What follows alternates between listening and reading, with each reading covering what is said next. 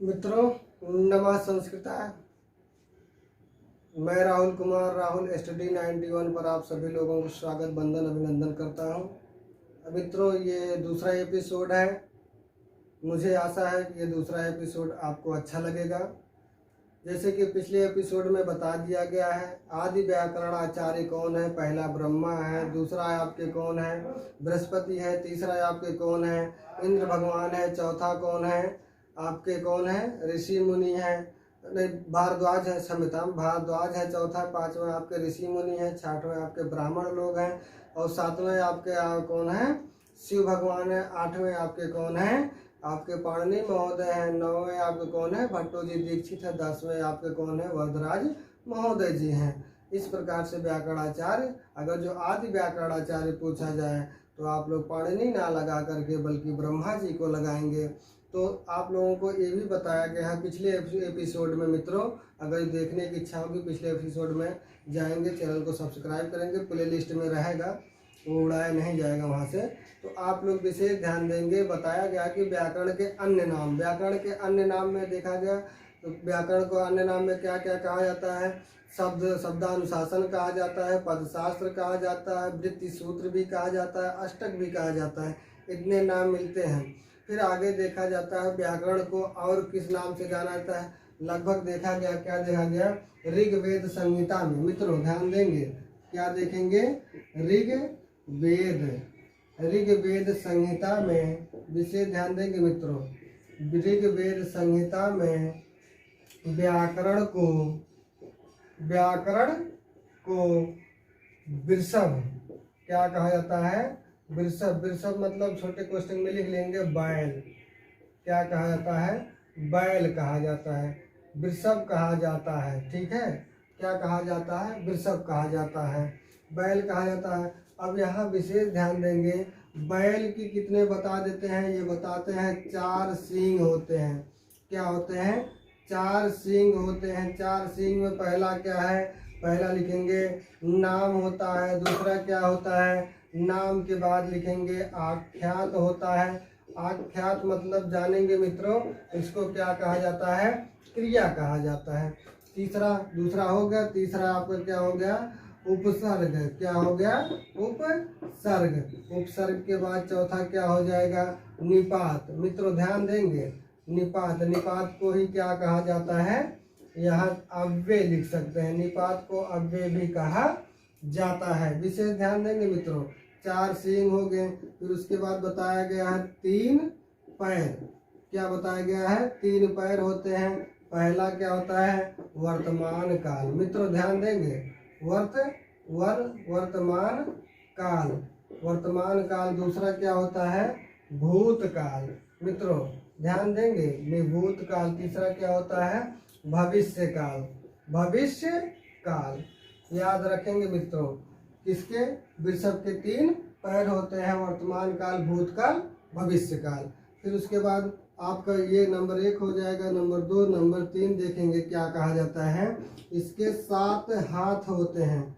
क्या होते हैं, 7 हाथ होते हैं। 7 हाथ में देखेंगे क्या क्या होता है, अर्थात इसमें 7 विभक्तियां होती हैं। मित्रों 7 विभक्तियां मतलब आप समझ सकते हैं कौन कौन सी विभक्ति हो सकता है। संस्कृत में 7 विभक्तियां अर्थात प्रथमा से ले करके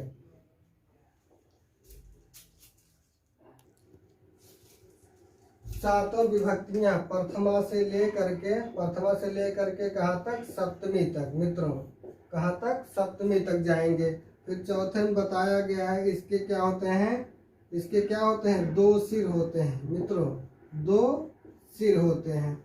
2 सिर कौन कौन से होते हैं, पहला होता है सुप के इसमें बताया गया है 21 भेद होते हैं। दूसरा क्या होता है, तिंग। क्या होता है मित्रों, तिंग के कितने भेद होते हैं, तो 18 भेद होते हैं। मित्रों इतना विशेष ध्यान दीजिएगा, ये जल्दी मिलता नहीं, बहुत मुश्किल से मिलता है। तो इतना संस्कृत में लगभग सब पढ़ना पड़ता है। और यहाँ विशेष सूचना है कि सुप और तिंग के कितने भेद होते हैं। सुप के 21 होते हैं और तिंग के 18 होते हैं। अब यहाँ देखेंगे, ये अब की बार नहीं, 2019 में यूपी टेट में भी पूछा था और आपके 2021 में आपका एडेड जूनियर में भी सुख के भेद पूछा था और तिंग के भी भेद पूछा था। आप लोग पेपर मॉडल उठाकर देख सकते हैं। आपके 2022 में ही आपका क्या पूछा था, शुभ प्रत्यय के भेद भी पूछा था 21 में, 19 में, 22 में भी पूछा था। तो आप ध्यान देंगे, हो सकता है टीजीटी पीजीटी में भी पूछा जाए, तो इसको विशेष ध्यान देंगे आप लोग। ले लीजिए स्क्रीनशॉट। आगे हम बताना चाहते हैं शुभ कैसे इसके 21 भेद होते हैं और तिंग के कैसे 18 भेद होते हैं मित्रों। ले लीजिए इस स्क्रीनशॉट। आगे बढ़ते हैं हम।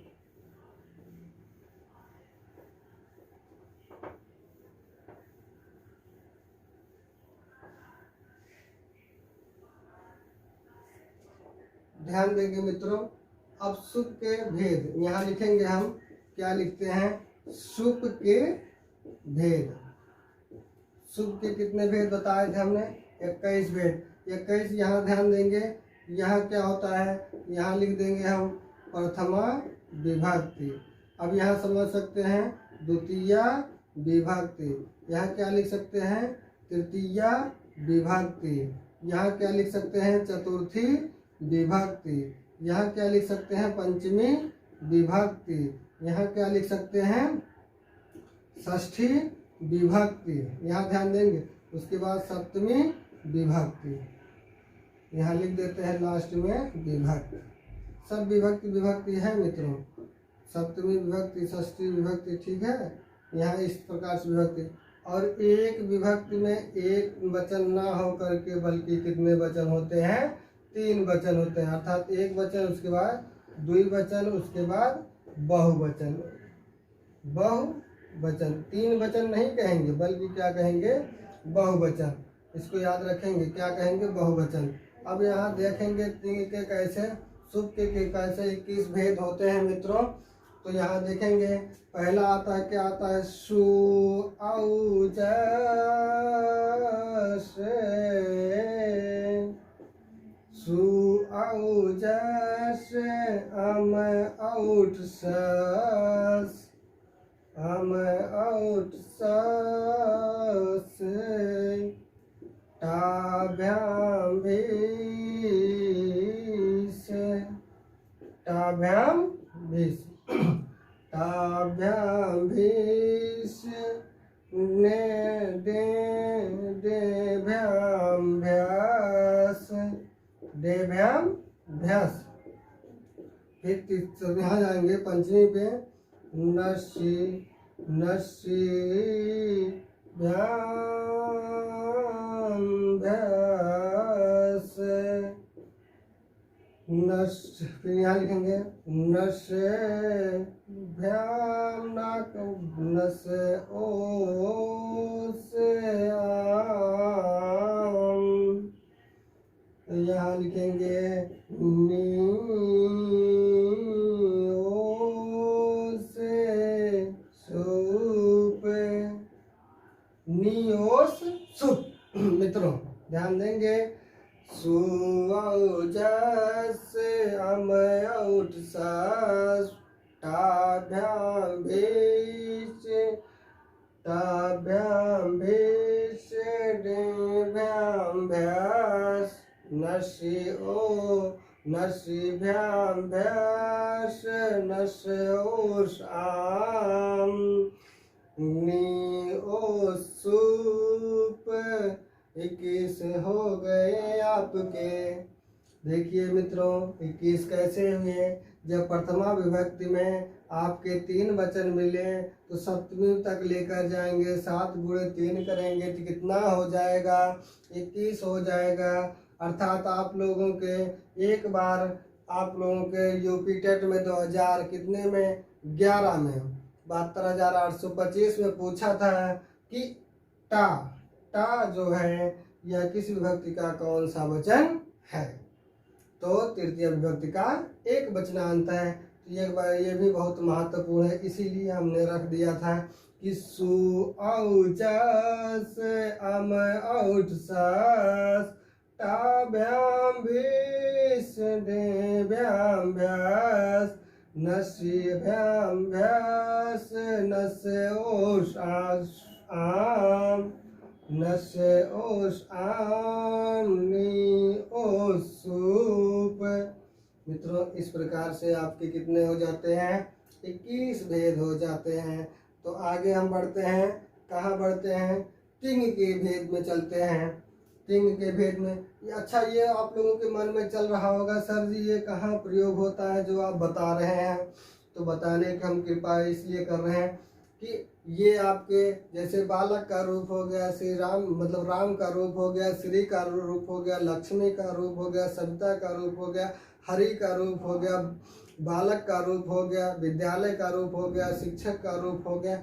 ऐसे आकारांत, अकारांत, आकारांत, इकारांत, ईकारांत, उकारांत, उकारांत, ऋकारांत, ऋकारांत, इस प्रकार से पितृ का रूप अर्थात पिता का रूप, मातृ का रूप, इस प्रकार से रूप सिद्धि के लिए यह 21 भेद लाए गए हैं। अगर जी ये 21 भेद पाणिनि महोदय नहीं लाते तो निश्चित रूप से किसी भी शब्द रूप को आप सिद्ध नहीं कर पाते हैं। तो मित्रों इस प्रकार से आप ले लीजिए स्क्रीनशॉट एक बार। आगे हम बढ़ें।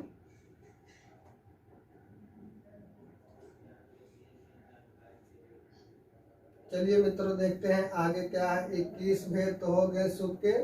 अब अगला है आपका तिंग के 18 भेद। मित्रों ध्यान देंगे, तिंग के 18 भेद।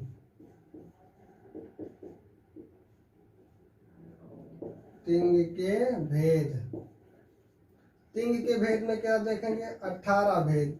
तिंग के 18 भेद कैसे होता है? पहला तो होता है, क्या होता है? परस्मय पदी। एक तरफ ले लेंगे परस्मय पदी और एक तरफ ले लेंगे आत्मने पदी। एक तरफ परस्मय पदी, एक तरफ आत्मने पदी। आप ध्यान देंगे इसमें 3 पुरुष होते हैं, प्रथम पुरुष, द्वितीय पुरुष, तृतीय। अर्थात यहाँ क्या हो जाएगा? प्रथम पुरुष। यहाँ क्या हो जाएगा? मध्यम पुरुष। पुरुष यहाँ लिख दे रहे, ये शॉर्टकट है मित्रों। यहाँ क्या हो जाएगा? उत्तम पुरुष। अब इसमें भी वचन होता है, यहाँ लिख देंगे एक वचन, यहाँ लिख दिया जाएगा द्विवचन, यहाँ लिख दिया जाएगा बहुवचन। अब इसकी सिद्धि कैसे की जाएगी? प्रश्न बनता है, इसकी सिद्धि कैसे करेंगे गुरुजी? तो बता रहे हैं मित्रों, काहे आप लोग घबरा रहे हैं? तो देखिए कैसे होगा। यहाँ लिखा जाएगा तिप तस झी, तिप तस झी, सिप थस था, सिप थस था, मिप वस मा, मिप वस मस, सिप तस झी, तिप तस झी, सिप थस था, मिप वस मस कह दो। ये किसमें बनता है? ये परस्मय पदीम बनता है। अब हम आत्मने पदीम जाते हैं। तो मित्रों ये जान रहे हैं आप लोग, ये प्रथम पुरुष हो जाएगा, ये क्या हो जाएगा? मध्यम पुरुष हो जाएगा, ये क्या हो जाएगा? ये उत्तम पुरुष हो जाएगा। इसमें भी वचन बनता है, एक वचन, यहाँ द्विवचन, यहाँ बहुवचन। अर्थात हम इसको इस तरह कर सकते हैं। देखते हैं आत्मने पदी में कितना बनता है। ये 9 हो गया मित्रों, याद रखिएगा 9 बन गया परस्मय पदी में। आत्मने पदी में क्या लिखेंगे? ता अताम झा, ता अताम झा, था से अथा धुम, इट वही महिंग। क्या लिखा गया मित्रों? तायताम झा, था सथाम ध्वम, इट वही महिंग।